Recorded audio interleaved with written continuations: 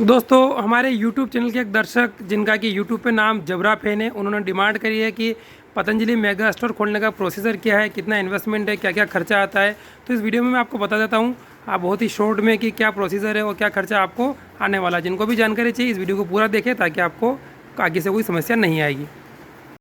तो दोस्तों इसमें मैं आपको दो चीज़ें बताऊंगा। पहला तो स्टोर ओपन करने के लिए प्रोसीजर और दूसरा उसमें कितना इन्वेस्टमेंट है।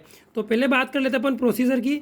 तो इसमें आप देख रहे हैं कि जो इसका प्रोसीजर है उसमें सबसे पहले आपको क्या करना होता है कि मिनिमम आपको 1800 स्क्वायर फीट का आपको जो एरिया है वो आपको ढूंढना पड़ेगा। ये 18 स्क्वायर फीट एरिया आपको रेडी करना पड़ेगा कंपनी को बताने के लिए। जब आपने 18 स्क्वायर फीट का एरिया कंप्लीट कर लिया है तो उसके बाद आपको अपने जो एरिया का सेल्स कोऑर्डिनेटर होता है, जो भी आपके डिस्ट्रिक्ट का सेल्स कोऑर्डिनेटर है, उसे आपको इन्फॉर्म करना होता है।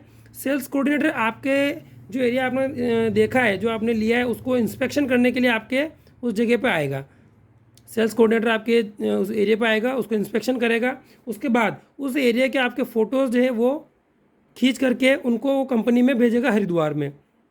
यानी कि जब आपने 18 स्क्वायर फीट का एरिया कन्फर्म कर लिया, उसको देखने के लिए कोऑर्डिनेटर आएगा, वो उसका इंस्पेक्शन करेगा, फोटोज़ लेगा, उसको हरिद्वार भेजेगा। यदि आपका एरिया ठीक है, जो कंपनी के अकॉर्डिंग है, उसमें पार्किंग के सामने अच्छी जगह है, रास्ता वगैरह बढ़िया है, तो वो फ़ोटोज़ लेके उसको हरिद्वार भेजेगा। और जब हरिद्वार से आपको अप्रूवल मिल जाता है कि भाई आपका एरिया जो है, जो आपने जगह ली है स्टोर खोलने के लिए, वो अप्रूव हो गई है, तो उसके बाद आपको हरिद्वार बुलाया जाता है एग्रीमेंट करने के लिए। तो दोस्तों हमारा हो गया है स्टोर को अप्लाई करने के लिए हमारा प्रोसीजर हो गया है, जगह से लेकर के हमारे एग्रीमेंट तक। उसके बाद दूसरी स्टेप आती है हमारे इन्वेस्टमेंट की, यानी कि कितना इन्वेस्टमेंट आपका लगता है स्टोर को ओपन करने में। तो जब आपको एग्रीमेंट के लिए बुलाया जाता है हरिद्वार कंपनी में, यानी कि आपका एग्रीमेंट कंपनी में बनेगा, आपको हरिद्वार बुलाया जाएगा, उस टाइम पर आपको 5 लाख की डीडी बना के ले जानी होती है, जिसमें 2.5 लाख की हमारी होती है दिव्य फार्मेसी की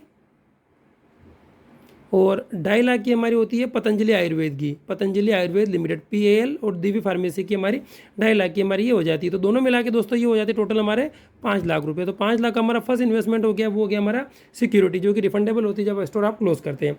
दूसरा दोस्तों स्टेप आती है इन्वेस्टमेंट में हमारी, वो है हमारी ब्रांडिंग। जब आपका एरिया भी कन्फर्म हो गया, एग्रीमेंट भी आपका हो गया, तो आपकी कंपनी हमारे स्टोर की ब्रांडिंग करना शुरू कर देती है।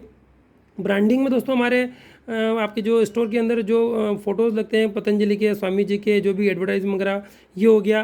दूसरा हमारी हो गई, उसमें आप देखेंगे सबसे पहले ब्रांडिंग, उसमें बाद आपके स्टोर का बोर्ड बनता है बाहर, जो मेन बोर्ड बनता है जिसमें स्वामी जी और आचार्य जी का फोटो रहता है, मेगा स्टोर का नाम लिखा रहता है।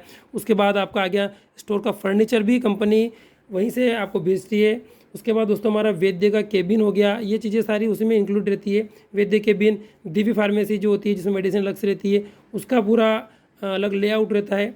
तो ये सब मिलाकर के दोस्तों लगभग आप मान लीजिए 15 लाख रुपए का, यानी कि ये जो खर्चा पूरा हो रहा है हमारा, ये हो गया हमारा 15 लाख रुपए का। 15 लाख रुपये में आपका बोर्ड हो गया, उसके बाद ब्रांडिंग हो गई, फर्नीचर हो गया, वैद्य केबिन हो गया, दी फार्मेसी हो गया। लगभग फर्नीचर हमारा 4 से 5 लाख का रहता है, 1 लाख के आसपास हमारा बोर्ड रहता है।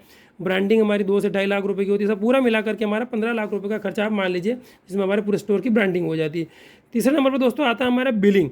जो हमारी फर्स्ट बिलिंग होगी कंपनी में, वो होती है दोस्तों हमारे पतंजलि आयुर्वेद लिमिटेड की। हमारा जो उत्पाद आते हैं वो आते हैं लगभग 20 से लेकर 25 लाख के। और दिव्य फार्मेसी की जो आपकी बिलिंग होगी वो होगी दोस्तों लगभग कम से कम 10 लाख रुपए की। इसमें पतंजलि आयुर्वेद में आपको न्यूट्रेला भी आ जाएगा, नॉन फूड आ जाएगा, फूड आ जाएगा, सारे जो प्रोडक्ट नॉन कॉस्मेटिक वगैरह सब आ जाएंगे। दिव्य फार्मेसी में आपको दिव्य फार्मेसी की सारी मेडिसिन आपको उपलब्ध हो जाएगी 10 लाख रुपए में। यानी कि टोटल जो हमारी पहली बिलिंग हो गई दोस्तों, फर्स्ट बिलिंग हमारी जो हो गई है वो हो गई हमारी 35 लाख की। ये अराउंड हो सकती है, आप इसको बढ़ा भी सकते हैं, इसको थोड़ा कम भी कर सकते हैं, लेकिन 30 लाख से कम बिलिंग आपकी पहली होगी नहीं, क्योंकि इतना स्टॉक तो आपको फर्स्ट टाइम मंगाना ही पड़ता है। और लगभग मैक्सिमम भी करना चाहे तो 40 लाख रुपए में आपका सारा आइटम स्टोर पे आ जाता है। तो दोस्तों ये हमारा हो गया 35 लाख का। चौथे नंबर पर आते हैं दोस्तों कि स्टोर की जो नेसेसरी रिक्वायरमेंट होती है, जैसे पंखे हो गए, AC हो गया, हमारा कैमरे होंगे सिक्योरिटी के लिए, इन सभी का खर्चा अगर आप माने तो लगभग वो 5 लाख रुपये का हमारा अदर खर्चा हो जाएगा, जिसमें आप मान सकते हैं आपके 3 से 4 AC हो जाएंगे, लाइटें हो जाएगी, पूरा कंप्यूटर का एसेसरीज हो जाएगी, जिसमें लगभग दो तो आपके बनेंगे काउंटर, बिलिंग के काउंटर, एक आपको ऑफिस का काउंटर हो जाएगा।